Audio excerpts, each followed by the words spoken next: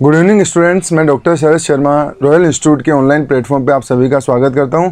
आज की क्लास में नीट प्रीवियस ईयर क्वेश्चन से जो अपना टॉपिक है केमिकल बॉन्डिंग, और पिछली क्लास में अपन ने केमिकल बॉन्डिंग से 8 क्वेश्चन सोल्व कर लिए थे। अब आज की क्लास में उसी सीरीज को कंटिन्यू रखते हुए अपन देख रहे हैं क्वेश्चन नंबर 9। और क्वेश्चन नंबर 9 में दे रखा है स्पीसीज जिसमें आबंध कोण का मान कितना दे रखा है, 120 डिग्री दे रखा है। स्पीसीज जिसमें आबंध कोण का मान कितना दे रखा है, 120 डिग्री दे रखा है। तो आपको जनरली यहाँ पे पता होना चाहिए 120 के सेंस में अपन जनरली बोल देते हैं कि sp2 संकरण होता है। क्या होता है? sp2 संकरण होता है। आप सभी को यहाँ पे पता है अगर sp3 संकरण होता है तो अपन बंध कोण का मान बोल देते हैं 109.28 मिनट्स। अगर बात करना चाहें यहाँ पे sp2 तो 120 बोल देते हैं। sp संकरण होता है तो अपन बंध कोण का मान 180 बोल देते हैं। और आप सभी को ये भी पता है sp3d, sp3d2 और sp3d के d3 के सेंस में भी संकरण के सेंस में कौन कौन सी बंध कोण का मान हो सकता है, आकृति क्या क्या होती है, वो सब आपको यहाँ पे पता है। तो अपना जो क्वेश्चन दे रखा है ध्यान से समझना। अपन को दे रखा है यहाँ पे ClF3 के सेंस में अगर देखना चाहें तो आप सभी को पता है क्लोरीन के संयोजी कोष में इलेक्ट्रॉन कितने होते हैं, 7। और बंध कितने बना रहा है यहाँ पे, 3 बंध बना रहा है। तो 3 तो क्या हो गए यहाँ पे सिग्मा। और अगर मैं बात करना चाहूँ 4 इलेक्ट्रॉन बचे, और 4 इलेक्ट्रॉन के बेसिस पे देखना चाहें तो लोन पे कितने हो गए यहाँ पे 2। क्लोरीन के संयोजी कोष में इलेक्ट्रॉन है 7, बंध कितने बना लिए 3, और 3 तो क्या हो गए यहाँ पे सिग्मा क्योंकि सिंगल बॉन्ड बना रहा है। बचे कितने यहाँ पे 4 बचे, 4 का मतलब लोन पेयर कितने हो गए 2। तो इट मीन 3 सिग्मा और 2 लोन पेयर के बेसिस पे देखना चाहें तो अपन संकरण क्या बोल सकते हैं, sp3d बोल सकते हैं। और आप सभी को पता है ClF3 के सेंस में बोलना चाहें अलग क्वेश्चन भी पूछा जा सकता है। आप सभी को पता है ClF3 मतलब कौन सी आकार होता है, टी शेप हो जाता है।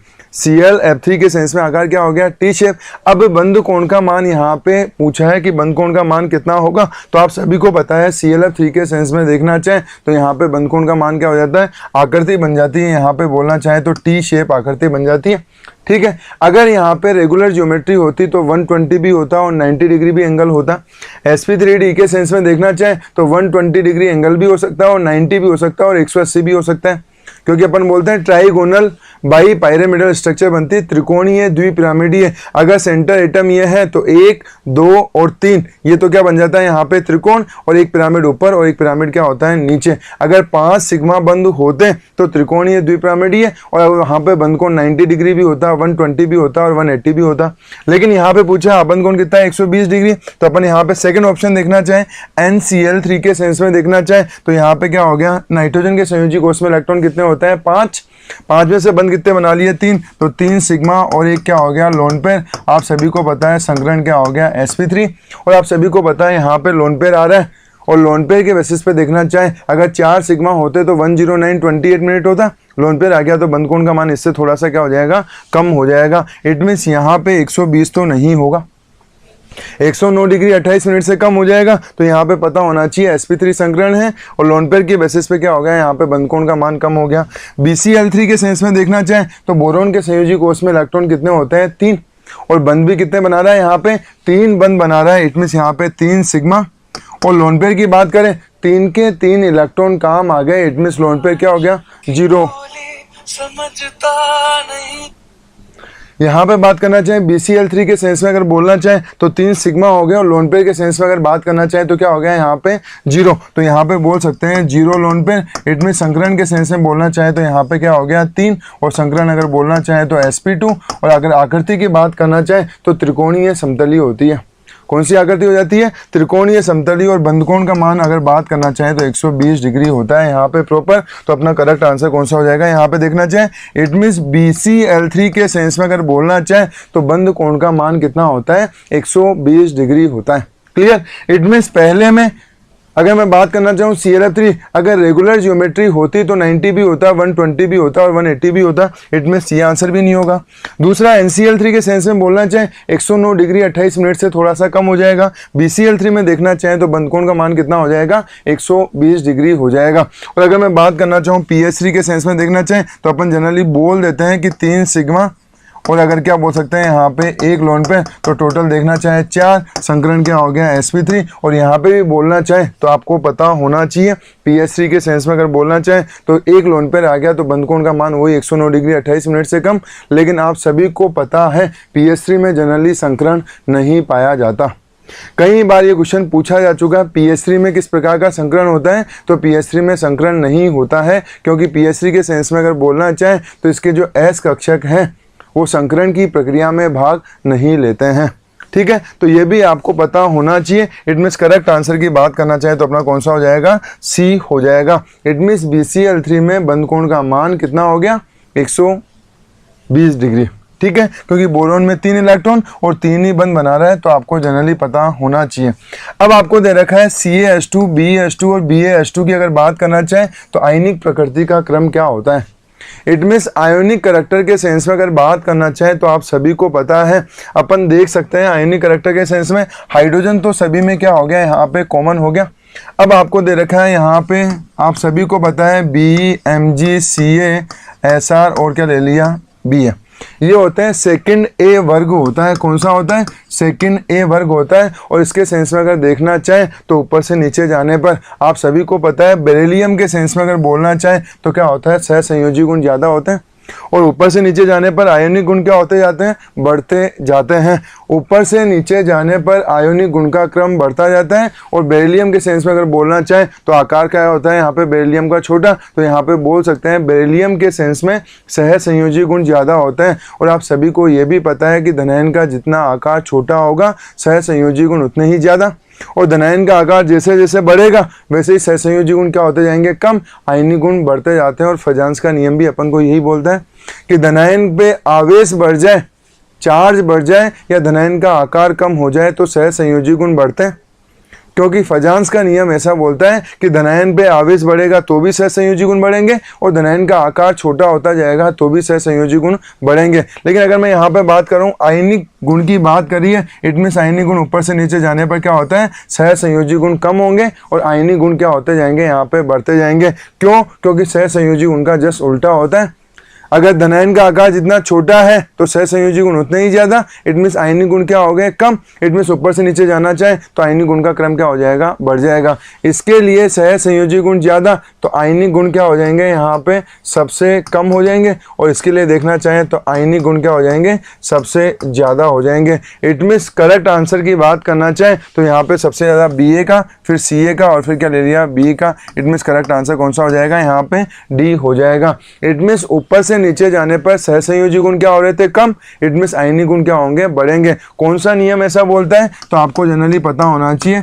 फजांस का नियम आप सभी ने पढ़ा है कि धनायन का आकार जितना छोटा होगा उतना सहसंयोजी गुण बढ़ेंगे। धनायन पर आवेश बढ़ेगा तो भी सहसंयोजी गुण बढ़ेगा। और अगर बोलना चाहे तो ऋणायन का आकार बढ़ेगा तो भी सहसंयोजी गुण बढ़ेगा। और ऋणायन पर माइनस में आवेश बढ़ेगा तो भी सहसंयोजी गुण बढ़ेगा। ये भी आपको यहाँ पे पता होना चाहिए। इस क्वेश्चन के सेंस में जो पूछा गया है वो पता होना चाहिए। आई थिंक क्लियर है। तो करेक्ट आंसर कौन सा हो गया अपना, यहाँ पे 4th हो गया। अब अगर बात करना चाहे निम्नलिखित में से कौन सा तत्व MF6 3- आयन बनाने में क्या है, असमर्थ है। क्वेश्चन ध्यान से समझना। अब आपको दे रखा है यहाँ पे निम्नलिखित में से कौन सा ऐसा तत्व है जो MF6, कोई सा भी तत्व ले लिया और कितने बंद बना रहा है, 6 बना रहा है और चार्ज कितना है यहाँ पे 3-। आप सभी को पता है यहाँ पे अगर बोलना चाहे आयन, Al और Ga, इन सभी में क्या होता है, रिक्त D कक्षक पाया जाता है। क्या पाया जाता है, रिक्त D कक्षक। और जहां पे भी रिक्त D कक्षक पाया जाता है वो संयोजकता का क्या कर सकता है, विस्तार कर सकता है। इट मीन्स इन तीनों कंपाउंड में अगर बात करना चाहें तो MF6 3- बनाना क्या है, आसान है। लेकिन बोरोन के सेंस में अपन बोल सकते हैं रिक्त D कक्षक, किसकी बात कर रहे हैं, रिक्त D कक्षक क्या होते हैं, अनुपस्थित होते हैं। इट मीन्स करेक्ट आंसर की बात करें तो अपन बोरोन बोल सकते हैं, क्योंकि बोरोन जनरली कितने बंद बनाता है, 3। और मैक्सिमम की बात करना चाहें तो बोरोन बना सकता है Bf4-, मैक्सिमम 4 बंद ही बना सकता है। बोरोन कभी भी Bf6 3- टाइप कंपाउंड नहीं बनाएगा, क्योंकि बोरोन में क्या होता है जनरली अगर बात करना चाहें तो रिक्त D कक्षक अनुपस्थित होते हैं।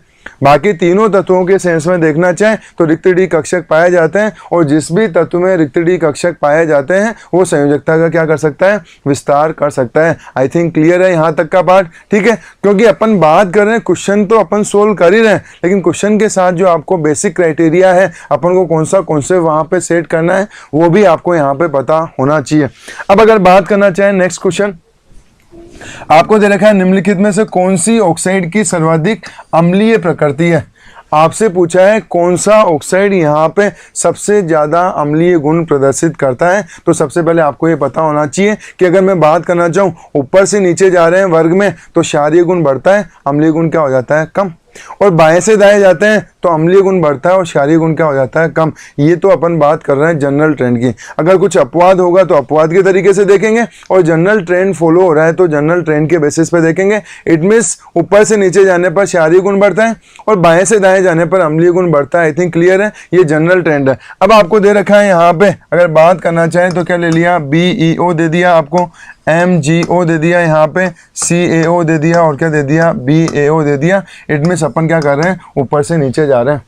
और आप सभी को पता है अगर ऊपर से नीचे जाते हैं तो क्षारीय गुण बढ़ता है। और पूछा है अम्लीय सबसे ज़्यादा कौन होगा, तो ऊपर से नीचे गए तो इस BaO का अगर बात करना चाहें तो क्षारीय गुण क्या हो जाएगा, सबसे ज़्यादा। इसका क्षारीय गुण क्या हो गया, सबसे ज़्यादा हो गया। इन चार कंपाउंड के सेंस में बोलना चाहें क्योंकि क्षारीय गुण सबसे ज़्यादा, इसका क्षारीय गुण क्या हो गया, अगर देखना चाहें तो क्षारीय गुण क्या हो गया, इसका कम हो गया। और जिस कंपाउंड के लिए क्षारीय गुण अगर कम होता है उसका अम्लीय गुण क्या हो जाएगा, ज़्यादा हो जाएगा। अम्लीय गुण क्या हो जाएगा, यहाँ पे सबसे ज़्यादा हो जाएगा। इट मीन्स अगर बोलना चाहे तो BeO अपना क्या हो जाएगा, करेक्ट आंसर हो जाएगा। क्यों, क्योंकि BeO के लिए क्षारीय गुण क्या होता है, कम। इट मीन्स अम्लीय गुण क्या हो जाएगा, ज़्यादा हो जाएगा। रीजन की बात कर रहे हैं, ध्यान से समझ लेना। अपन यहाँ पे बोलना चाह रहे हैं कि ऊपर से नीचे जाने पर क्षारीय गुण बढ़ता है। इट मीन्स ऊपर वाले कंपाउंड का क्षारीय गुण सबसे कम होगा। इट मीन्स अम्लीय गुण क्या हो जाएगा, सबसे ज़्यादा हो जाएगा। ये भी आपको यहाँ पे पता होना चाहिए। क्वेश्चन नंबर 12 की बात कर रहे थे। अब अगर बात करें निम्नलिखित में से कौन सी स्पीसीज, आपको दे रखा है निम्नलिखित स्पीसीज पे विचार कीजिए और चार स्पीसीज आपको दे रखी है। एक दे रखी है यहाँ पे CN+ दे रखी है, एक दे रखी है आपको CN- दे रखी है। अगर बात करना चाहें एक CN+ दे दिया यहाँ पे और एक क्या दे दिया यहाँ पे CN- दे दिया। आपको पता होना चाहिए अगर CN- के सेंस में अगर बात करना चाहें तो अपन ने यहाँ पे माइनस ले लिया, एक ले लिया NO और एक अपन ने क्या ले लिया, CN। तो सबसे पहले बंद क्रम का मान आपको पूछा है, आबंध कोटि मतलब बंद क्रम का मान सबसे ज़्यादा किसके लिए होगा। तो अगर मैं बात करना चाहूँ CN+ के सेंस में देखना चाहें तो 6, 7, 13 और इलेक्ट्रॉन कितने हो गए यहाँ पे, 12 इलेक्ट्रॉन हो गए। क्योंकि कार्बन में 6, नाइट्रोजन में 7, 13, लेकिन यहाँ पे प्लस आ गया तो इलेक्ट्रॉन कितने हो गए, 12। CN- के सेंस में देखना चाहें तो कितने इलेक्ट्रॉन हो गए, 14 इलेक्ट्रॉन। NO के सेंस में देखना चाहें तो अपन बोल सकते हैं यहाँ पे 15 इलेक्ट्रॉन और CN के सेंस में देखना चाहें तो 6 और 7 13 इलेक्ट्रॉन। और अगर मैं बात करना चाहूँ इन चारों स्पीसीज के सेंस में अपन बंद क्रम का मान किसके आधार पर देखेंगे, MOT के आधार पर देखेंगे। अणु कक्षक सिद्धांत के आधार पर ही बंद क्रम का मान या आबंध कोटि का पता लगाया जाता है। अब आप सभी को पता है MOT के सेंस में डायग्राम सभी को पता है। अपन बोल सकते हैं या तो 1s के सेंस में अगर बात करना चाहे, मैंने पिछली क्लास में भी बताया था 1s के सेंस में sigma 1s sigma star 1s, 2s के सेंस में जैसे इसके ऊपर वाला sigma 2s sigma star 2s। और P के सेंस में देखना चाहें तो अपन बोल सकते हैं यहाँ पे 2 1 2 1। इट मीन्स 2 1 के सेंस में बात करना चाहें पाई 2px पाई 2py और इसके जस्ट ऊपर क्या ले सकते हैं, सिग्मा 2pz। और जब एंटी बॉन्डिंग की बात करते हैं तो pi star 2px pi star 2py और ऊपर क्या लेते हैं, सिग्मा स्टार 2pz। ये जनरल ट्रेंड होता है। और जो लास्ट का अपन बॉन्डिंग वाले की बात करें P के लिए, वो चेंज हो जाता है 1 2 हो जाता है। नाइट्रोजन तक फॉलो होता है 2 1 2 1 और जैसे ही नाइट्रोजन के आगे की बात करते हैं तो 2 1 की जगह क्या आ जाता है 1 2। बाकी ये आपको पता होना चाहिए। अब क्वेश्चन सोल्व करना है अपन को यहाँ पे, तो क्वेश्चन के सेंस में आपको पता है 12 इलेक्ट्रॉन 8 इलेक्ट्रॉन अगर आते हैं, हाँ डेली क्लास चल रही है और अपन यहाँ पे प्रीवियस ईयर के क्वेश्चन सोल्व कर रहे हैं। जो भी अपने पिछले 10 ईयर 12 ईयर्स में जो क्वेश्चंस पूछे गए हैं वो सब अपन यहाँ पे सोल्व कर रहे हैं। ठीक है, अगर मैं बात करना चाहूँ यहाँ पे CN के अगर सेंस में अगर बोलना चाहें अपन यहाँ पे तो 12 इलेक्ट्रॉन 14 इलेक्ट्रॉन 15 इलेक्ट्रॉन और यहाँ पे क्या दे रखा है 13 इलेक्ट्रॉन। अपन यहाँ पे डिस्कस कर रहे हैं, ध्यान से समझना। जो चीज़ देख रहे हैं, क्वेश्चन अपन सोल्व कर रहे हैं प्रीवियस ईयर के क्वेश्चंस, लेकिन साथ में अपन बेसिक क्राइटेरिया भी देख रहे हैं। और बेसिक क्राइटेरिया के सेंस में आपको यहाँ पे पता होना चाहिए ताकि मैक्सिमम क्वेश्चन आप एग्जाम में सोल्व कर सकें। ठीक है, अगर मैं बात करना चाहूँ यहाँ पे CN+ के सेंस में अगर देखना चाहें तो अपन बोल सकते हैं यहाँ पे 12 इलेक्ट्रॉन है। और MOT के बेसिस पे अगर सोल्व करना चाहें तो यहाँ पे बंध क्रम का मान क्या आएगा। तो आप सभी को पता है कि 1s वाले टोटल 4 इलेक्ट्रॉन, 2s वाले टोटल 4 इलेक्ट्रॉन, मतलब बॉन्डिंग और एंटी बॉन्डिंग क्या हो जाते हैं, कैंसिल। 8 इलेक्ट्रॉन तो यहाँ पे बॉन्डिंग एंटी बॉन्डिंग वाले कैंसिल हो जाते हैं। अब 4 इलेक्ट्रॉन 2p के बेस में जाते हैं और यहाँ पे बंधक्रम का मान कितना आ जाता है, 2.0 आ जाता है। CN+ में बंधक्रम का मान देखना चाहें तो क्या हो गया यहाँ पे 2.0।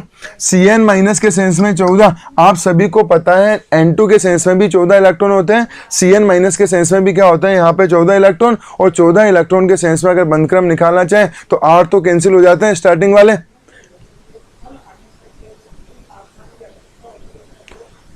हाँ, ND के लिए बेसिक केमिस्ट्री जनरली यही रहती है, तो जनरली आपको यहाँ पे पता होना चाहिए। 11-12 बेसिस नीट में भी वही पूछा जाता है और 11-12 बेसिस यही रहता है। 14 इलेक्ट्रॉन के बेसिस पे अगर बात करना चाहें यहाँ पे तो N2 में भी कितना हो जाएगा, यहाँ पे बंधक्रम का मान कितना हो जाएगा, 3.0 हो जाएगा।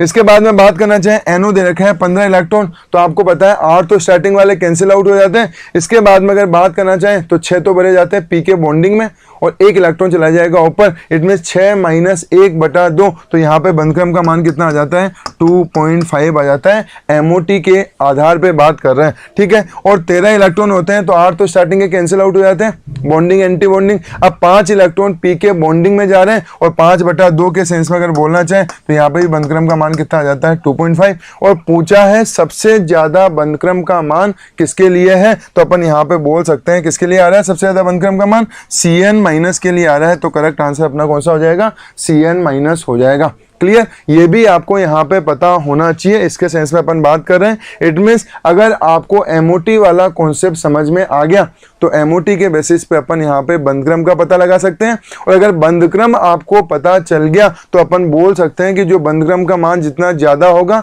बंध लंबाई का मान उतना ही क्या हो जाएगा, कम हो जाएगा। तो कई बार बंधक्रम के सेंस में क्वेश्चन पूछ लिया जाता है और कई बार क्या होता है बंध लंबाई के सेंस में पूछ लिया जाता है। कई बार बंध ऊर्जा के सेंस में भी क्वेश्चन पूछ लिया जाता है। जिसके लिए बंध क्रम का मान ज्यादा होता है उसके लिए बंध ऊर्जा का मान भी क्या होगा, ज्यादा। इट मीन सबसे ज्यादा बंध ऊर्जा का मान किसके लिए हो जाएगा, CN- के लिए हो जाएगा। इट मीन्स यहाँ पे बंध ऊर्जा का क्वेश्चन भी बन सकता है, बंध क्रम का क्वेश्चन भी बन सकता है और बंध लंबाई का क्वेश्चन भी बन सकता है। और कई बार यहाँ से जो क्वेश्चन पूछ लिया जाता है वो इलेक्ट्रॉनिक विन्यास का भी क्वेश्चन यहाँ पे पूछ लिया जाता है। ये भी आपको यहाँ पे पता होना चाहिए कि σ1s में कितने हैं, σ*1s में कितने हैं, σ2s या σ*2s या फिर π2px या π2py के सेंस में भी अपन यहाँ पे पता लगा सकते हैं कि इलेक्ट्रॉनिक विन्यास क्या रहेगा। जनरल इलेक्ट्रॉनिक कन्फिग्रेशन अलग चीज होती है और MOT के आधार पर जो इलेक्ट्रॉनिक विन्यास आता है वो क्या होता है, अलग होता है। आई थिंक क्लियर है। 13 क्वेश्चन की अगर बात करिए अपन ने यहाँ पे, अब दे रखा है यहाँ पे 14 क्वेश्चन की बात कर रहे हैं और आपको दे रखा है यहाँ पे ऑक्सीजन फैमिली की बात कर रहे हैं। और ऑक्सीजन फैमिली के सेंस में अगर देखना चाहें OS, Ac, T और PO के सेंस में अपन बात कर रहे हैं। ऑक्सीजन है, सल्फर है, सेलेनियम है, टेलुरियम और पोलोनियम की बात कर रहे हैं और इसके तापीय स्थायित्व की बात कर रहे हैं। और तापीय स्थायित्व के सेंस में बात करना चाहें तो आप सभी को पता है OS, Ac और अपन क्या ले रहे हैं, T और PO ले रहे हैं। इट मीन तापीय स्थायित्व का सही क्रम क्या रहेगा। तो सबसे पहले ध्यान से समझना, तापीय स्थायित्व का मतलब अपन ये बोल रहे हैं कि टेम्परेचर देने पे कौन आसानी से टूटेगा और कौन मुश्किल से टूटेगा। जो मुश्किल से टूट रहे हैं, जिसको तोड़ने के लिए ज्यादा ऊर्जा की आवश्यकता होती है,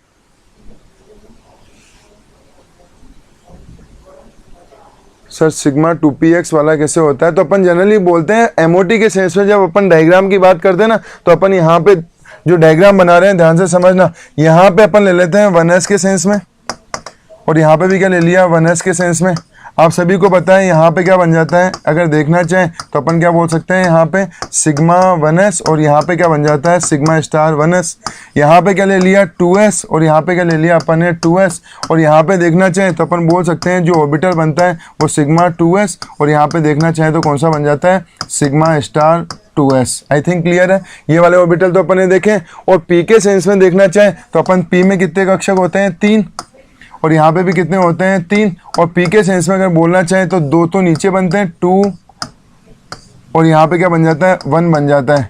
और 2 ही अपन यहाँ पे बनाते हैं, 2 ऊपर बनाते हैं, और अगर देखना चाहें तो एक और ऊपर यहाँ पे बनता है, ये वाला ऑर्बिटल का क्या होता है, रिप्रेजेंटेशन होता है। और इसको बोलना चाहें तो ये क्या होता है, पाई 2px पाई 2py, ये क्या हो जाता है, सिग्मा 2pz हो जाता है, ठीक है। और सेम यहाँ पे पाई स्टार 2px और पाई स्टार 2py, और ऊपर क्या हो जाता है, सिग्मा स्टार 2pz हो जाता है। और इसी के बेसिस पे अपन बंधक्रम निकालते हैं। ये वाला डायग्राम अपन नाइट्रोजन N2 तक बात करते हैं, और इसके बाद में अगर बात करना चाहें तो ये वाला चेंज हो जाता है। अगर N2 के बाद वाले अणुओं के लिए अपन बंधक्रम का मान निकालते हैं तो यहाँ पे 2 1 की जगह क्या हो जाता है, 1 2 हो जाता है। और नेमिंग आपको यहाँ पे पता होना चाहिए। क्लियर है। 2p के सेंस में 2p और 2p अपन ने कक्षक लिए, पाई 2px पाई 2py sigma 2pz, pi star 2px pi star 2py, और यहाँ पे क्या ले सकते हैं, सिग्मा स्टार 2pz अपन ले सकते हैं। वो पता होना चाहिए इसके सेंस में। इट मीन्स अपना नेक्स्ट क्वेश्चन चल रहा था यहाँ पे तापीय स्थायित्व के सेंस में देखना चाहे तो OS SC T और PO की बात कर रहे हैं।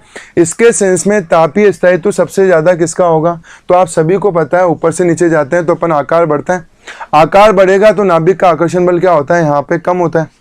ऊपर से नीचे जाएंगे तो आकार बढ़ेगा, आकार बढ़ेगा तो नाभिक का आकर्षण बल कम होगा, और नाभिक का आकर्षण बल कम होगा तो अणु को तोड़ना क्या होगा, आसान होगा। आकार बढ़ेगा तो नाभिक का आकर्षण बल क्या होगा, कम होगा, और आकर्षण बल कम होगा तो अणु को तोड़ना क्या होगा, यहाँ पे आसान होगा। और अगर अणु को तोड़ना यहाँ पे आसान हुआ तो इसका तापीय स्थायित्व क्या हो गया, कम, और इसका तापीय स्थायित्व क्या हो गया, ज्यादा। आपसे पूछा है सबसे ज्यादा तापीय स्थायित्व किसका होगा, तो अपन बोल सकते हैं यहाँ पे इसके सेंस में H2O, यहाँ पे क्या ले लिया H2S, H2SC, और क्या ले लिया H2T, और अपन क्या ले सकते हैं H2PO। तो सबसे ज्यादा तापीय स्थायित्व किसका हो गया, H2O का हो गया। इट मीन्स अगर देखना चाहे O का, फिर S का, फिर SC का, फिर T का और फिर PO का, इट मीन्स करेक्ट आंसर अपना कौन सा हो जाएगा, यहाँ पे A हो जाएगा। क्योंकि जो स्टार्टिंग वाला एलिमेंट होगा उसका आकार छोटा होगा, आकार छोटा होगा तो नाभिक का आकर्षण बल क्या होगा, ज्यादा, और नाभिक का आकर्षण बल ज्यादा होगा तो बंध तोड़ना क्या होगा, मुश्किल, और अगर बंध तोड़ना मुश्किल हुआ तो तापीय स्थायित्व का मान क्या होगा, ज्यादा। जबकि लास्ट वाले एलिमेंट की बात करना चाहे तो आकार बड़ा है तो तोड़ना आसान है, और तोड़ना आसान है तो स्थायित्व का मान क्या हो जाएगा, कम हो जाएगा। इट मीन्स करेक्ट आंसर अपना कौन सा हो जाएगा, यहाँ पे A हो जाएगा। इसके बाद में अगर बात करना चाहे 15 क्वेश्चन की अगर देखना चाहे तो आपको दे रखा है पहचानिए कौन से अणु का अस्तित्व नहीं है। क्वेश्चन दे रखा है कौन से अणु का अस्तित्व नहीं है। IUPAC वाले चैप्टर लेट स्टार्ट करेंगे, अभी अपना फिजिकल इनऑर्गेनिक चल रहा है, उसके बाद में ऑर्गेनिक का पार्ट रहेगा। निम्नलिखित में से कौन से अणु का अस्तित्व नहीं है, ये भी आपको यहाँ पे पता होना चाहिए। और अस्तित्व नहीं है तो अपन को पहचानना है MOT के आधार पर। अगर MOT के आधार पर बंध क्रम का मान 0 आ गया, MOT के आधार पर बंधक्रम का मान 0 आ गया तो वो अणु संभव नहीं है। तो आप बोल सकते हो C2 के सेंस में जब आप बंधक्रम का निकालते हो, कार्बन के सेंस में टोटल इलेक्ट्रॉन, 1 के सेंस में 6, 2 के सेंस में 12, और 12 के सेंस में अगर बंधक्रम निकालोगे तो यहाँ पे कितना आएगा, 2.0। इट मीन्स ये अणु तो संभव है। O2 के सेंस में अगर बात करना चाहें तो टोटल इलेक्ट्रॉन कितने हो गए, 16, और 16 के सेंस में 8 तो कैंसिल हो जाते हैं, और 6 - 2 बटा वही वापस से बात करना चाहें तो बंधक्रम का मान कितना आता है। इट मीन्स ये अणु भी पॉसिबल है। और अगर Li2 के सेंस में अगर बोलना चाहे तो लिथियम का परमाणु क्रमांक कितना होता है, 3, और अगर मैं बात करना चाहूँ यहाँ पे 2 लिथियम के सेंस में कितना हो गया, 6। तो अगर मैं बात करूँ 4 तो कैंसिल हो गया, लेकिन 2/2 यहाँ पे बंधक्रम का मान क्या आता है, 1, ये भी पॉसिबल है। लेकिन जब He2 के लिए निकालते हैं टोटल इलेक्ट्रॉन कितने हो गए, 4, और जब 4 इलेक्ट्रॉन अपन यहाँ पे भरते हैं तो 2 - 2 यहाँ पे क्या हो जाएगा, बंधक्रम का मान 0 हो जाएगा। किसके बेसिस पे पता लगा रहे हैं, MOT के आधार पे पता लगा रहे हैं। अगर MOT के आधार पे बंधक्रम का मान, MOT के आधार पर बंधक्रम का मान कितना आ रहा है, यहाँ पे 0 आ गया तो वो अणु संभव नहीं है। इट मीन्स करेक्ट आंसर कौन सा हो जाएगा, हीलियम हो जाएगा। ये भी आपको यहाँ पे पता होना चाहिए। अगर हीलियम की बात करें तो He2 यहाँ पे पॉसिबल नहीं है, क्योंकि MOT के आधार पर क्या होता है, बंधक्रम का मान कितना आता है, 0 आता है।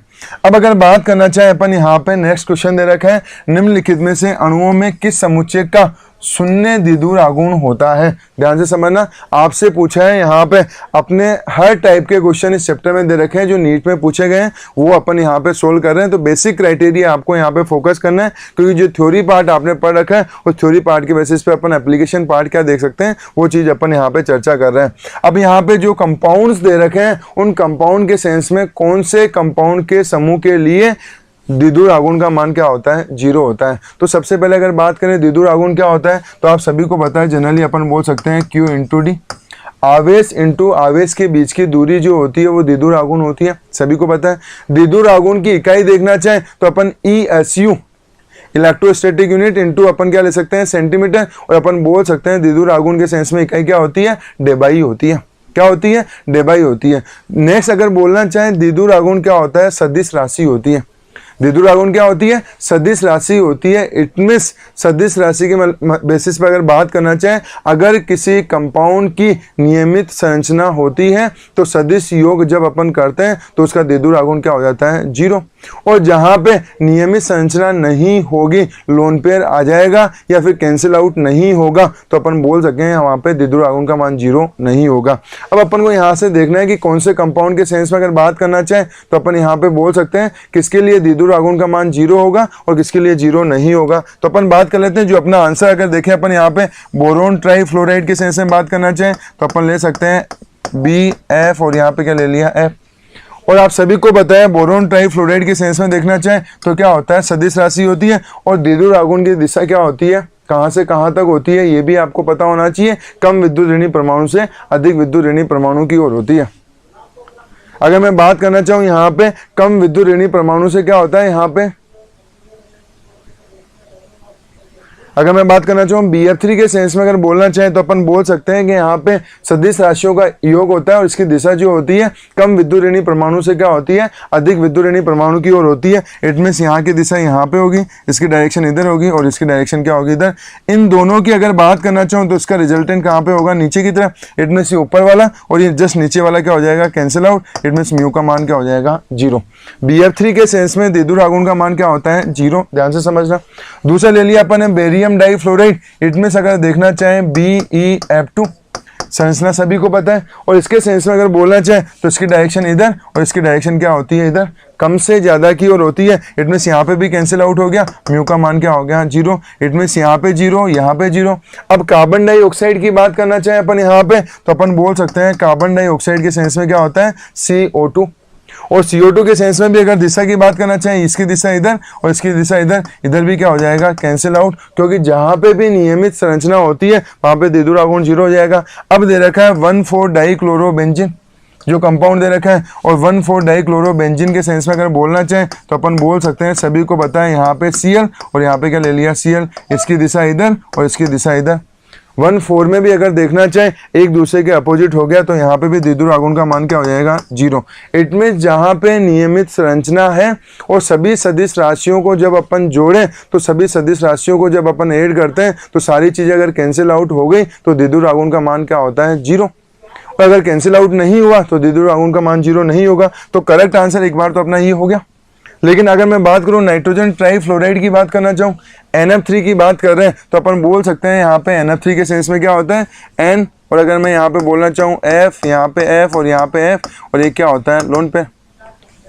इट मीन्स यहाँ पे बोलना चाहे तो रेगुलर ज्योमेट्री नहीं है, क्योंकि लोन पेयर के कारण तो दिशा क्या होती है इधर की तरफ, F के कारण दिशा क्या होती है इधर की तरफ। और अगर मैं बोलना चाहूँ यहाँ पे तो एक दूसरे को कैंसिल आउट नहीं करेगा, तो इट मीन्स नाइट्रोजन ट्राइफ्लोराइड में 0 नहीं होगा, इसमें 0 हो जाएगा लेकिन यहाँ पे 0 नहीं होगा। इट मीन्स ये आंसर तो नहीं होगा।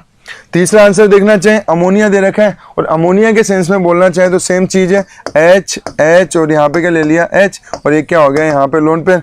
और इसके कारण अगर दिशा देखनी चाहें तो अपन बोल सकते हैं H के कारण दिशा इधर होगी, इसकी दिशा इधर होगी, इसकी इधर।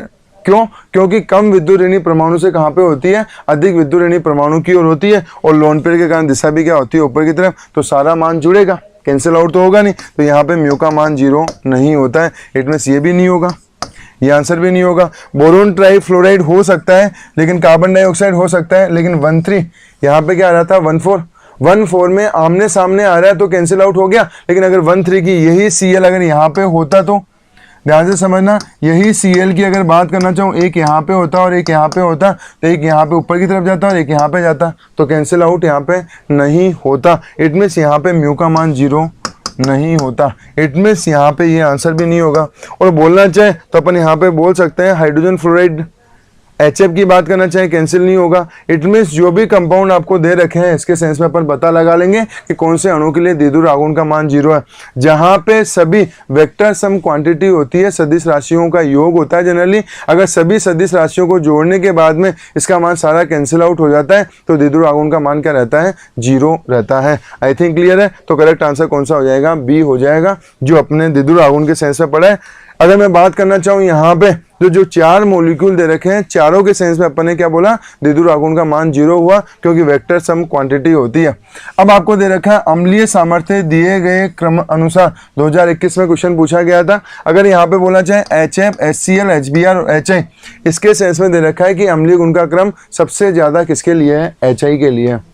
अब क्या होता है, स्टूडेंट के माइंड में कंफ्यूजन होता है कि अगर किसी परमाणु की विद्युत ऋणता ज्यादा होती है और वहां पे H जुड़ा होता है तो उसका अम्लीय गुण ज्यादा होता है। इनमें सबसे ज्यादा अम्लीय गुण किसका होना चाहिए, HF का होना चाहिए। जनरली जब भी अम्लीय गुण के क्वेश्चंस आते हैं तो अपन विद्युत ऋणता के आधार पर सोल्व करते हैं। लेकिन अगर मैं बात करना चाहूँ P ब्लॉक के जो हाइड्रोजन से बने कंपाउंड होते हैं, पी ब्लॉक के जो हाइड्रोजन से बने कंपाउंड होते हैं वहां पे अम्लीय गुण और क्षारीय गुण क्या चलता है, जस्ट अपोजिट चलता है। होना चाहिए HF को सबसे ज्यादा अम्लीय, लेकिन सबसे ज्यादा अम्लीय कौन बता रखा है, यहाँ पे HI बता रखा है। क्यों, यहाँ पे विद्युत ऋणता के आधार पे क्वेश्चन सोल्व नहीं करके अपन आकार के आधार पे क्वेश्चन सोल्व कर रहे हैं। और आप सभी को पता है ऊपर से नीचे जाने पर आकार बढ़ता है, नाभिक का आकर्षण बल क्या होगा, कम होगा नीचे जाने पर, और नाभिक का आकर्षण बल कम होगा तो H+ को निकालना क्या होगा, आसान होगा। होना चाहिए HF को सबसे ज्यादा अम्लीय, लेकिन HI सबसे ज्यादा अम्लीय होता है। क्यों, क्योंकि अपन यहाँ पे विद्युत ऋणता के आधार पे नहीं देख रहे, अपन यहाँ पे आकार के आधार पर देख रहे हैं। क्योंकि ऊपर से नीचे जाने पर आकार बढ़ता है, नाभिक आकर्षण बल क्या हो जाता है, यहाँ पे कम हो जाता है, और नाभिक आकर्षण बल कम होगा तो H+ का निकालना क्या होता है, आसान होता है। और अपन ये बोल भी सकते हैं कि P ब्लॉक के सेंस में इसको चाहे अपवाद बोलना चाहे तो अपन अपवाद बोल सकते हैं, लेकिन बेसिक क्राइटेरिया क्या हो गया यहाँ पे, आकार के आधार पर। इट में सही है। अब यहाँ पे दे रखा है कि कथन तो आपको दे दिया यहाँ पे सेंस में, और कथन सेकंड दे रखा है कि जैसे जैसे समूह में नीचे जाते हैं FCl BRI का आकार बढ़ता जाता है, क्योंकि ऊपर से नीचे जाते हैं तो आकार बढ़ता है, वैसे वैसे HF HCl HBr HI के बंध की प्रबलता क्या होती जाती है, घटती जाती है। आकार बढ़ेगा तो बंध की प्रबलता घटेगी, क्योंकि नाभिक का आकर्षण बल क्या हो जाएगा, कम। अतः अम्लीय सामर्थ्य क्या होता जाता है, बढ़ता जाता है। इट मीन्स 2 कथन आपको दे रखे हैं और दोनों कथन के सेंस में यहाँ पे पूछ लिया जाए तो अब आपको 4 ऑप्शन बना के दे दिए कि पहला कथन भी सही है क्योंकि अम्लीय गुण का क्रम यही होता है, और दूसरा कथन दे रखा है कि आकार बढ़ता है इसलिए नाभिक का सामर्थ्य क्या हो जाता है, कम। इट मीन्स H+ का निकलना क्या हो जाता है, आसान। इट मीन्स कथन फर्स्ट भी सही है और कथन सेकेंड भी सही है। इट मीन्स करेक्ट आंसर कौन सा हो जाएगा, यहाँ पे C हो जाएगा। ये भी आपको यहाँ पे पता होना चाहिए। क्लियर। तो ये बात करी अपन ने अम्लीय गुण के सेंस में, ये 17 फैमिली के सेंस में देखा है अपन ने। जब अपन यहाँ पे 17 से पहले 16 और 15 फैमिली के सेंस में देखते हैं तो वहां पे भी अम्लीय और क्षारीय गुण का क्रम क्या चलता है, जस्ट अपोजिट। अपन जनरली बोलते हैं HF से HI की तरफ जाते हैं तो ऊपर से नीचे जाने पर क्या होता है, क्षारीय गुण बढ़ता है, अम्लीय गुण कम होता है। तो HF सबसे ज्यादा अम्लीय होना चाहिए, लेकिन यहाँ पे HI सबसे ज्यादा अम्लीय होता है। क्यों, तो आकार के आधार पे बता रहे हैं, विद्युत ऋणता के आधार पे नहीं बता रहे। ध्यान रखना, इंपॉर्टेंट क्वेश्चन है, कई बार पूछा है। और ये क्वेश्चन भी आप सभी को पता है। अगर बोलना चाहे अपन यहाँ पे तो अपन बोल सकते हैं NH3 PS3 ASS3 और क्या ले सकते हैं यहाँ पे SbS3। नाइट्रोजन के अगर मैं बात करना चाहूँ, वही हाइड्रोजन से बने कंपाउंड है, तो जनरली अपन बोलते हैं कि ऊपर से नीचे जाने पर क्षारीय गुण बढ़ता है, लेकिन यहाँ पे उल्टा होता है। नाइट्रोजन का क्या होता है, क्षारीय गुण सबसे ज्यादा होता है। ये भी आपको यहाँ पे पता होना चाहिए। जनरली ऊपर से नीचे जाने पर क्षारीय गुण बढ़ता है, सही बात है, लेकिन अगर यहाँ पे बात करें हाइड्रोजन से बने कंपाउंड है तो क्षारीय गुण का क्रम क्या चलता है, अपोजिट चलता है। इट में सबसे ज्यादा क्षारीय गुण किसका होगा, NH3 का। और आप सभी को पता है यहाँ पे आवेश घनत्व के आधार पे भी अपन समझा सकते हैं कि NH3 का, इन सभी चारों अणुओं में क्षारीय गुण किसका ज्यादा होता है, NH3 का होता है। ये भी अपवाद की कैटेगरी में अपन ले सकते हैं, पता होना चाहिए। इसके बाद में अगर बात करना चाहें, आपको दे रखा है सूची फर्स्ट का मिलान सूची सेकंड से कीजिए। सूची फर्स्ट का मिलान सूची सेकंड से करना है, और आपको यहाँ पे कंपाउंड दे रखे हैं, आप सभी को पता है। इसके सेंस में अगर बोलना चाहें तो अपन बोल सकते हैं संकरण PCl5। संकरण क्या होता है, sp3d होता है, क्योंकि फास्फोरस के संयोजी कोष में इलेक्ट्रॉन कितने होते हैं, 5, और 5 के 5 ही बंद बना रहा है। इट मीन्स 5 सिग्मा और 0 लोन पे। इट मीन्स PCl5 में संकरण क्या हो गया, sp3d। और sp3d के बेसिस पे अगर आकृति की बात करना चाहे तो त्रिकोणीय द्विपिरामिडीय होती है। एक के सेंस में अगर बोलना चाहे तो क्या हो जाएगा, यहाँ पे 4th आंसर हो जाएगा। क्या हो जाएगा, एक के सेंस में 4th हो गया। दूसरा देखना चाहे SF6 सल्फर के संयोजी कोष में इलेक्ट्रॉन कितने होते हैं 6 और 6 के 6 ही बंद बना रहा है, इट मीन एकांक इलेक्ट्रॉन 0, इट मीन 6 सिग्मा के बेसिस पे देखना चाहे तो संकरण क्या हो जाएगा यहाँ पे sp3d2। और आकृति की अगर बात करना चाहे तो अपन बोल सकते हैं या तो वर्गाकार द्विपिरामिडी है या फिर बोलना चाहे तो अष्टफलकी होती है, इट मीन यहाँ पे करेक्ट आंसर कौन सा हो जाएगा, थर्ड हो जाएगा SF6 sp3d2 संकरण। और अगर बोलना चाहे तो आकृति कौन सी हो जाएगी, अष्टफलकी हो जाएगी, क्योंकि 6 के 6 सिग्मा नियमित आकृति होती है। इसके लिए अगर बात करना चाहे तो द्विध्रुव आघूर्ण का मान 0 रहेगा। PCl5 के लिए भी द्विध्रुव आघूर्ण का मान क्या रहेगा, 0। SF6 के लिए भी द्विध्रुव आघूर्ण का मान क्या होता है, 0। BrF5 के सेंस में अगर बात करना चाहे, ध्यान से समझना, ब्रोमीन के संयोजी कोष में इलेक्ट्रॉन कितने होते हैं 7, बंद कितने बना रखे हैं 5, तो 5 तो सिग्मा हो गए, 2 बचे, 2 का मतलब क्या हो गया, 1 लोन पेयर। इट मीन्स यहाँ पे अगर बोलना चाहे तो अपन क्या बोल सकते हैं, 5 सिग्मा और 1 क्या होता है, लोन पेयर होता है, टोटल 6। संकरण की बात करेंगे तो क्या रहेगा, sp3d रहेगा, या फिर बोलना चाहे तो इसको अपन क्या बोल सकते हैं, यहाँ पे 5 1 6, तो क्या हो गया sp3d2 संकरण रहेगा, टोटल 6 हो गए, तो अपन क्या बोल सकते हैं sp3d2।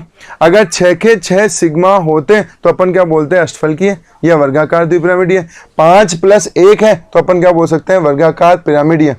और 4 + 2 होता है तो अपन क्या बोल देते हैं, वर्गाकार समतलीय बोल देते हैं। इट मीन्स BrF5 की संरचना क्या हो जाएगी, वर्ग पिरामिडी, इट मीन्स यहाँ पे क्या हो जाएगी, फर्स्ट हो जाएगी। अब BF3 के सेंस में देखना चाहे तो सिंपल सा क्वेश्चन है, बोरोन के संयोजी कोष में इलेक्ट्रॉन भी 3 है, बंद भी 3 ही बना रहा है, इट मीन्स संकरण क्या हो गया, यहाँ पे sp2 और तीनों के तीनों सिग्मा है, तो अपन बोल सकते हैं कौन सी संरचना हो जाएगी, त्रिकोणीय समतलीय। इट मीन्स यहाँ पे क्या हो जाएगा, सेकंड, यहाँ पे 4 4 3 1 2 कहाँ पे आ रहा है वो अपन को देखना है, 4 3 1 और 2, इट मीन्स करेक्ट आंसर कौन सा हो जाएगा, यहाँ पे थर्ड हो जाएगा। संकरण के सेंस में केमिकल बॉन्डिंग से कई सारे क्वेश्चंस पूछे जाते हैं, आपको यहाँ पे पता होना चाहिए। सबसे पहले संकरण निकालने का तरीका वही है, number of sigma bond count करो, नंबर ऑफ अगर बोलना चाहे अपन यहाँ पे लोन पेयर काउंट करो, टोटल कितने हो रहे हैं, उसके बेसिस पे अपन ज्यामिति को आइडेंटिफाई कर सकते हैं, ये भी आपको पता होना चाहिए। आई थिंक क्वेश्चन नंबर 18 समझ में आ गया होगा। अब अगर बात करना चाहें, BF3 दे रखा है, एक समतलीय और इलेक्ट्रॉन न्यून यौगिक है, केंद्रीय परमाणु का संकरण क्या होगा, उसके चारों इलेक्ट्रॉनों की संख्या क्या होगी। थोड़ा सा क्वेश्चन ध्यान से पढ़ना।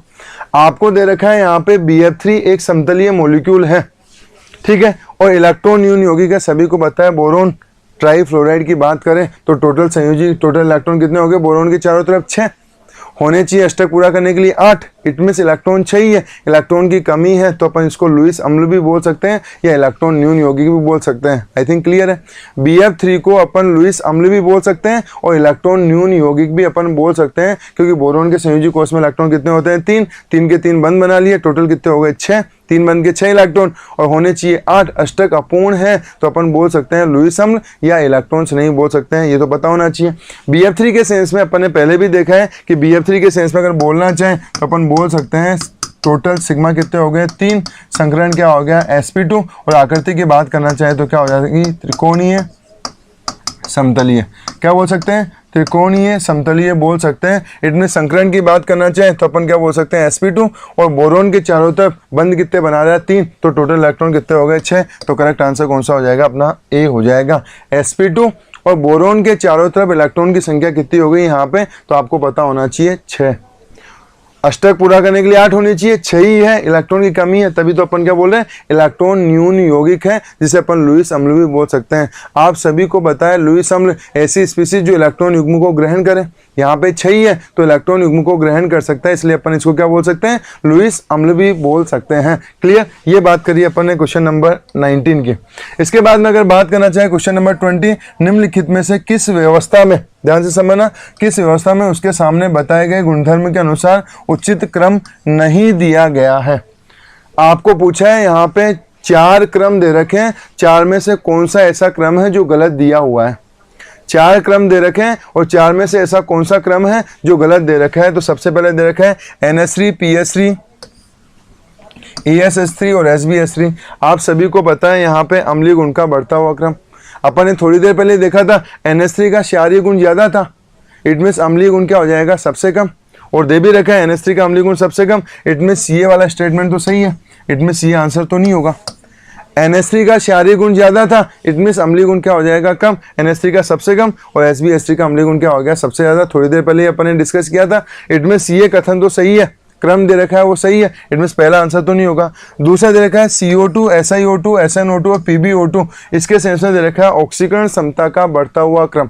किसका दे रखा है? ऑक्सीकरण क्षमता का बढ़ता हुआ क्रम। और आप सभी को पता है ऑक्सीकरण क्षमता का मतलब जो दूसरे का ऑक्सीकरण करे, खुद का क्या करें? अपचयन करें। ऑक्सीकरण क्षमता का मतलब क्या होता है? जो दूसरे का तो क्या करें? ऑक्सीकरण, और खुद का क्या कर दें यहाँ पे? अपचयन। और खुद का अपचयन करेगा तो इलेक्ट्रॉन जुड़ेगा। इट मीन्स ये कंपाउंड का जो ऑक्सीकरण क्षमता का क्रम दे रखा है, ध्यान से समझना। यहाँ पे ऑक्सीकरण क्षमता का मतलब क्या होता है? जो दूसरे का तो ऑक्सीकरण करे और खुद का क्या करे? अपचयन। और अपचयन का मतलब इलेक्ट्रॉन का क्या होता है? जुड़ना होता है। अपचयन का मतलब क्या होता है? इलेक्ट्रॉन का जुड़ना। अब यहाँ पे दे रखा है कि ऑक्सीकरण क्षमता का बढ़ता हुआ क्रम, या मैं बोलूँ यहाँ पे इलेक्ट्रॉन का जुड़ना यहाँ से यहाँ तक क्या है? आसान। कार्बन में इलेक्ट्रॉन का जुड़ना क्या है? मुश्किल है। और PbO2 में इलेक्ट्रॉन का जुड़ना क्या है? आसान है। ये क्रम सही है क्या? तो आप सभी ने पढ़ा होगा, आप सभी को पता है अक्रिय युग्म प्रभाव होता है, इनर्ट पेयर इफेक्ट होता है। और आप सभी को पता है PbO2 में यहाँ पे ऑक्सीकरण अवस्था कितनी है? +4 है। लेकिन आप सभी को पता है 13, 14, 15, 16 में अगर देखना चाहें तो जो नीचे वाले तत्व होते हैं वो निम्न ऑक्सीकरण अवस्था में स्थायी होते हैं। Pb की अगर बात करना चाहें, यहाँ पे ऑक्सीकरण अवस्था +4 है, लेकिन Pb यहाँ पे +4 की तुलना में क्या होता है? +2 में ज़्यादा स्थायी होता है। +4 की तुलना में किस में ज़्यादा स्थायी होता है? +2 में स्थायी होता है। और क्यों? क्योंकि यहाँ पे अक्रिय युग्म प्रभाव पाया जाता है। कौन सा पाया जाता है? अक्रिय युग्म प्रभाव पाया जाता है। इट मीन्स यहाँ पे इलेक्ट्रॉन जुड़ना आसान है। +4 से +2 में चेंज करोगे तो क्या करोगे? यहाँ पे 2 इलेक्ट्रॉन जोड़ोगे तभी +2 में जाएगा। इट मीन्स मैं ये बोल सकता हूँ यहाँ पे कि अगर मैं कार्बन से Pb की तरफ जाऊँ तो मैं ये बोल सकता हूँ कि जनरली ऑक्सीजन अवस्था सभी की कितनी होगी? यहाँ पे भी +4 है, यहाँ पे भी +4 है, यहाँ पे भी +4 है, और यहाँ पे भी क्या ले लिया? +4। ऑक्सीकरण क्षमता का बढ़ता हुआ क्रम बोला है। और ऑक्सीकरण क्षमता का मतलब क्या होता है? दूसरे का ऑक्सीकरण, खुद का अपचयन। और खुद का अपचयन कर रहे हो तो इलेक्ट्रॉन जोड़ना। इट मीन्स इलेक्ट्रॉन जोड़ना किस में आसान है? तो अपन बोल सकते हैं कि बाएं से दाएं इलेक्ट्रॉन जोड़ना आसान है, क्योंकि जो नीचे वाले था तो Pb की अगर बात करूं, ये +4 की तुलना में किस में स्थायी होता है? +2 में। और +2 में कब जाएगा? जब 2 इलेक्ट्रॉन जुड़ेंगे। इट मीन्स 2 इलेक्ट्रॉन जोड़ के अपन +4 से किस में लेके जा रहे हैं? यहाँ पे +2 में लेके जा रहे हैं। इट मीन्स कार्बन में ऊपर से नीचे जाने पर क्या होता है? ऑक्सीकरण क्षमता का क्रम बढ़ता जाता है। क्यों? क्योंकि नीचे वाले तत्व निम्न ऑक्सीकरण अवस्था में स्थायी होते हैं। इट मीन्स इलेक्ट्रॉन जोड़ना क्या होता है? आसान। क्लियर है? इट मीन्स यहाँ पे करेक्ट आंसर की बात करना चाहे तो इट मीन्स ये भी सही कथन हो गया, इट मीन्स ये भी नहीं होगा। इसके बाद में अगर बात करना चाहें HF, HCl, HBr और HI की बात कर रहे हैं अपन यहाँ पे, HF, HCl, HBr और HI की बात कर रहे हैं अपन यहाँ पे, तो आपको पता होना चाहिए, अभी थोड़ी देर पहले ही देखा कि इट मीन्स बाएं से दाएं जाते, ऊपर से नीचे जाते तो अम्लीय गुण बढ़ता है, अपवाद भी होता है, और बंद अपन आकार के आधार पर भी बता सकते हैं कि HI का अम्लीय गुण सबसे ज़्यादा। इट मीन्स ये क्रम भी क्या हो गया यहाँ पे सही। इट मीन्स अगर मैं बोलना चाहूँ तो ये आंसर भी नहीं होगा। इट मीन्स बचा अपना ये। अब ये क्यों हुआ आंसर? तो H2O, H2S, H2SE और H2TE में अगर बात करना चाहें तो इसका अम्लीय गुण सबसे ज़्यादा, अम्लीय गुण क्या हो गया यहाँ पे ज़्यादा। और आप सभी को पता है ऐसा क्यों? जैसा HF, HCl, HBr, HI में हुआ था वैसे ही H2O, H2S, H2SE और H2TE में होगा। क्यों? क्योंकि ऊपर से नीचे जाने पर आकार बढ़ेगा, H+ निकलना क्या होगा? आसान होगा। H+ का निकलना क्या होगा? यहाँ पे आसान हो जाएगा। जैसा HF, HCl, HBr, HI में था वैसे ही H2O, H2S, H2SE और H2TE में रहेगा कि ऊपर से नीचे जाने पर क्या होगा? आकार बढ़ेगा। इट मीन्स अम्लीय गुण क्या हो जाएगा? बढ़ जाएगा। इट मीन्स अम्लीय गुण सबसे कम तो इसका हो गया और सबसे ज़्यादा किसका हो गया? H2TE का हो गया। और जिसका अम्लीय गुण ज़्यादा होता है आप सभी को पता है उसके लिए Ka का मान क्या होता है? ज़्यादा होता है।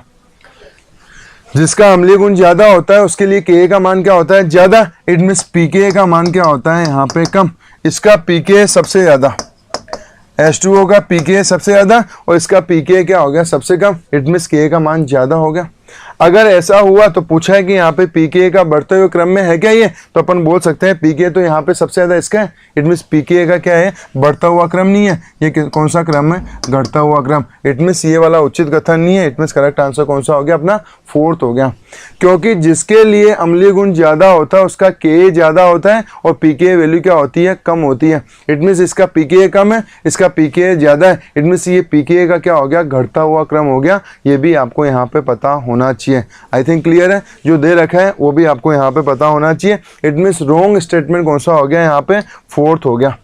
अब अगर बात करना चाहें दिए गए अणुओं में से कौन सा अध्रुवीय प्रकृति का है, नॉन पोलर है। लास्ट क्वेश्चन दे रखा है केमिकल बॉन्डिंग से, जो अपने नीट प्रीवियस ईयर क्वेश्चंस में जो क्वेश्चंस पूछे गए थे उसमें से अपन लास्ट, क्योंकि कल की क्लास में देखा और आज की क्लास में जो अपन क्वेश्चन देख रहे हैं उसका सबसे लास्ट वाला क्वेश्चन दे रखा है कि कौन सा यौगिक यहाँ पे अध्रुवीय प्रकृति का होता है।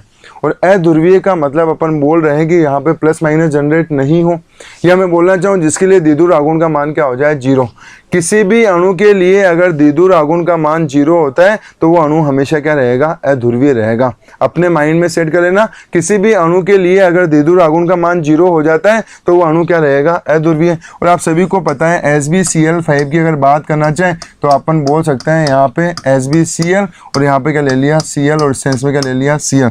अब द्विध्रुव आघूर्ण के सेंस में अगर बोलना चाहें क्या होता है, इसकी दिशा ये होगी, इसकी दिशा ये होगी, इसकी दिशा ये होगी, और इन दोनों का देखना चाहे तो रिजल्टेंट क्या हो जाएगा बीच में, इट में ये और ये क्या कर देंगे, कैंसिल आउट। और एक दे रखा है ऊपर की तरफ और एक क्या दे रखा है नीचे की तरफ, ये भी क्या कर देंगे, cancel out. It means mu का मान क्या होता है, 0 होता है। और SbCl5 के लिए म्यू का मान 0, इट मीन्स अपन बोल सकते हैं यहाँ पे द्विध्रुव आघूर्ण का मान 0, इट मीन्स अणु क्या हो गया, अध्रुवीय। इट मीन्स करेक्ट आंसर तो ये हो गया। NO2 के सेंस में देखना चाहें तो यहाँ पे क्या होती है, स्ट्रक्चर ये होती है। इट मीन्स यहाँ पे कैंसिल आउट हो ही नहीं पाता, इधर का एनवायरनमेंट अलग है, इधर का एनवायरनमेंट अलग है, इट मीन्स कैंसिल आउट नहीं होगा, म्यू 0 नहीं होगा। POCl3 के सेंस में देखना चाहे तो PO और अपन क्या ले लेते हैं, Cl और क्या ले लिया Cl। इट मीन्स चारों जगह अलग अलग तत्व दे रखे हैं, इट मीन्स ये भी कैंसिल आउट नहीं होगा।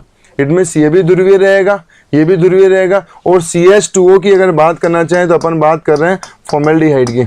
किसकी बात कर रहे हैं, फॉर्मेल्डिहाइड की। और फॉर्मेल्डिहाइड में भी कैंसिल आउट होने वाला सीन है ही नहीं, क्योंकि यहाँ पे O तो दे दिया यहाँ पे, लेकिन इधर H और S दे रखा है तो यहाँ पे भी कैंसिल आउट नहीं होगा। इट मीन्स करेक्ट आंसर कौन सा हो जाएगा अपना, यहाँ पे A हो जाएगा। तो A अपन ने यहाँ पे अध्रुवीय अणु क्यों बताया, क्योंकि यहाँ पे द्विध्रुव आघूर्ण का मान क्या हो गया था, 0 हो गया था। आई थिंक क्लियर है जो बात करी। ये क्वेश्चंस देखे अपन ने यहाँ पे केमिकल बॉन्डिंग से सेकेंड पार्ट। फर्स्ट पार्ट अपन ने पिछली क्लास में देख लिया था, सेकंड पार्ट अपन आज देख रहे हैं। और सेकंड पार्ट में आपको यहाँ पे दे रखा है कि जनरली अगर मैं बात करना चाहूँ क्वेश्चंस के अपन ने आंसर तो देखे ही है, साथ में इसके साथ बेसिक क्राइटेरिया क्या क्या हो सकता है वो भी डिस्कस किया था। ठीक है, इट मीन्स ये वाला पार्ट सभी को समझ में आया होगा। नेक्स्ट क्लास में नए टॉपिक के साथ वापस से मिलते हैं। Thank you so